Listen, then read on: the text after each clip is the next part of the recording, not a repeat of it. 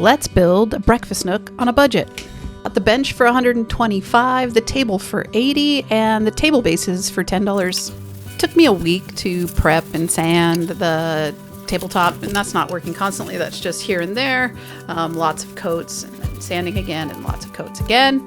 Then I had to remove this built-in bar / countertop. We wanted to keep half of it to be legit kitchen countertop, but we found the built-in table bar situation we just didn't utilize like we had hoped, and we honestly don't love a built-in.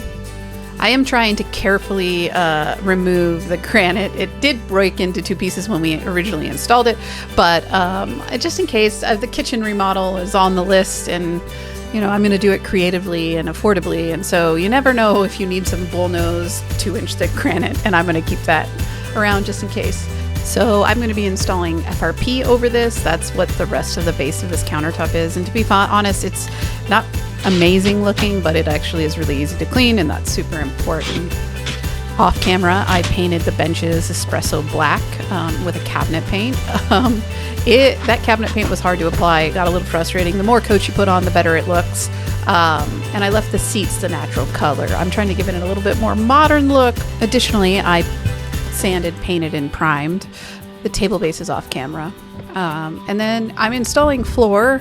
We hate this floor. We absolutely despise this floor, but we have extra of this floor, and until we can do a complete replace, we're going to try to keep this floor around as long as humanly possible.